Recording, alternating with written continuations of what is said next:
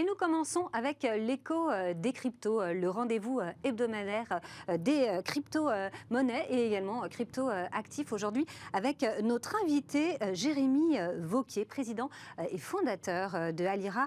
Merci beaucoup d'être avec nous. Bonjour, merci de m'inviter. Merci d'avoir accepté notre invitation.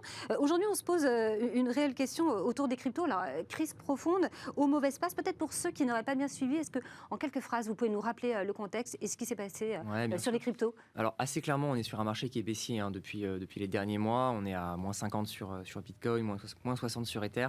Oui. Donc, très clairement, le marché est baissier. C'est un phénomène qui est normal, qui est usuel dans ce marché, qui évolue de bulle en bulle et de correction en correction. Et je pense que ce qu'il faut aussi, c'est remettre en perspective aux gains précédents à plus long terme. Sur Bitcoin, par exemple, Bitcoin, c'est x20 entre 2019 et le plus haut. Ethereum, c'est x50. Donc, effectivement, quand on perd moins 50, ça fait jamais plaisir. Mais je pense qu'il faut aussi le remettre en perspective avec le marché séculaire dans son ensemble. D'accord. Donc là, c'est quoi? C'est une bulle? C'est quoi, la quatrième, cinquième bulle? Sur Ethereum, sur Bitcoin, c'est la quatrième bulle, quatrième mouvement impulsif. Oui. Et encore une fois, c'est la manière dont ce marché fonctionne. Donc là, ce que vous dites, c'est simplement que c'est le cycle naturel, c'est un cycle normal. Il n'y a pas lieu de s'affoler aujourd'hui. Si vous êtes sur des positions très court terme, il y a lieu de s'affoler. Enfin, il y avait lieu de s'affoler il y a quelques semaines, maintenant c'est un peu tard. Bien sûr. Si vous êtes sur des positions à long terme, comme on recommande d'investir plusieurs années, etc., a priori, c'est pas le moment de vendre. Au contraire, c'est le moment de conserver et de revenir à ça dans 2-3 ans. Donc là, c'est pas du tout une mauvaise passe. C'est vraiment quelque chose de naturel. Il n'y a pas de crise profonde. Ça va pas. Pour vous, je sais pas quelle est votre conviction aujourd'hui. Ce qui va se passer, c'est qu'on va avoir vraisemblablement, j'ai pas de boule de cristal, mais a priori, on va avoir entre quelques mois et un an de vaches maigres. D'accord. Un marché qui soit va latéraliser, soit va continuer un peu encore à descendre. On a le niveau de 20 000 sur Bitcoin en tête, peut-être même que ça ira chercher un peu en bas. On n'a pas de boule de cristal encore une fois, mais a priori c'est plutôt la dynamique dans laquelle on est actuellement. Mais ce qu'il ne faut pas perdre de vue, c'est effectivement la dynamique long terme dont on vient, la dynamique et vers laquelle on va aller très vraisemblablement pour peu que l'investissement soit positionné sur plus que quelques mois. On est sur quelque chose qui est assez gagnant a priori. D'accord. Aujourd'hui, l'idée, ça serait quoi? D'acheter du Bitcoin pour ses enfants? Clairement. C'est vraiment du très long terme. Si vous voulez commencer à charger un petit peu vos portefeuilles, a priori, on commence à arriver dans les zones d'achat qui sont intéressantes.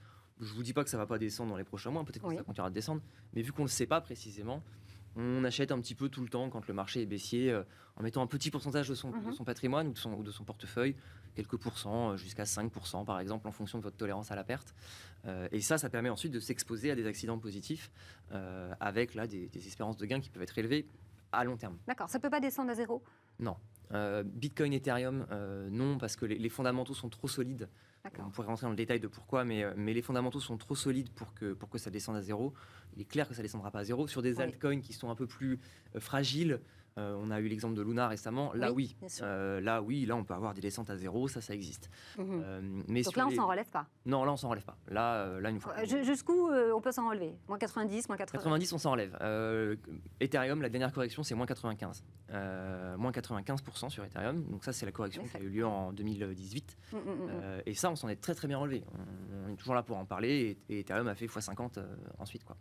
Est-ce que vous pensez qu'on va pouvoir dépasser les plus hauts qu'on a connus? C'est une question de temps. C'est une question de temps. On est dans un environnement avec l'inflation qui augmente, avec le prix des matières premières qui augmente, avec l'or qui va repartir à la hausse. Donc dans cet environnement-là, à long terme, pour moi, c'est clair que les plus hauts ils seront dépassés. La question, c'est est-ce que ce sera dans 2 ans, dans 4 ans? Ça, on ne sait pas. Ça, par contre, on n'a pas d'idée. Mais là, aujourd'hui, aux gens qui paniquent, qui ont placé justement de l'argent dans les cryptos, qu'est-ce que vous conseilleriez? Moi, je conseillerais de conserver vos positions comme elles sont aujourd'hui.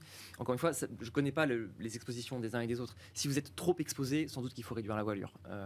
Si vous avez une exposition qui est raisonnable et vous êtes entré de manière raisonnable sur le marché. C'est quoi une exposition raisonnable? Quelques pourcentages, jusqu'à 10%, quoi, on va dire. Jusqu'à 10% de son patrimoine? C'est ça, ouais. Pour quelqu'un qui est... Après, ça dépend, il y a des profils de risque qui sont différents. Bien sûr. Et après, là, pour les gens il y en a malheureusement, qui ont pris des emprunts pour rentrer sur ce marché, on déconseille toujours de le faire. Mauvaise idée. Très mauvaise idée. Ça, on peut le faire pour les SCPI. On peut le faire pour les SCPI, mais les SCPI, c'est ça, sont pas cotés toutes les minutes. Absolument. Pas cotés toutes les minutes sur les marchés. C'est une différence. Donc sur les cryptos, si vous êtes dans des situations où vous êtes surexposé, sans doute que c'est le moment effectivement de commencer à réfléchir à limiter les pertes. Pour un petit porteur. Pour un petit porteur, si vous êtes surexposé, il faut sortir. D'accord. Si vous êtes plutôt dans une dynamique de long terme et que vous n'êtes pas surexposé, c'est plutôt un bon moment pour rentrer. Donc, en fait, ça dépend surtout de vous, plus que du marché en vérité. Là, plus que jamais, c'est le moment pour rentrer. Pour rentrer à long terme, sur un investissement long terme. Voilà, comme on le disait pour les enfants, investir pour ses enfants ou ses petits-enfants. Alors, évidemment, tous les épargnants, pour vous, doivent avoir une partie de leur épargne dans les cryptos. Donc, on disait de 1 à 10, de 1 à 15%. C'est à peu près ça, c'est à peu près ça l'idée pour diversifier correctement son portefeuille. En fait, effectivement, l'enjeu c'est un enjeu de diversification. La classe d'actifs cryptoactifs présente des risques différents et des bénéfices différents par rapport aux autres classes d'actifs. Donc, dans une optique de bonne diversification, même presque de gestion en bon père ou en bonne mère de famille, le fait d'avoir de la crypto sur son portefeuille avec un ensemble d'autres actifs, ça permet d'avoir une diversification qui est plus forte, ça permet d'avoir à long terme des rendements qui sont plus importants, et pour peu qu'on reste dans des pourcentages relativement raisonnables d'allocation, quand il y a des retournements de marché, et il y en a tout le temps, on a du moins 50, du moins 80, c'est normal, on est sur une perte qui est limitée et on va perdre quelques pourcentages. Par contre, si inversement on fait x20, x50, vous faites x20, x50 sur 10% de votre patrimoine, c'est plutôt une bonne nouvelle, quoi. Merci beaucoup Jérémy Vauquier d'avoir été avec nous. On en sait plus sur la situation actuelle grâce à vous. On se retrouve tout de suite pour Enjeu Patrimoine. À tout de suite.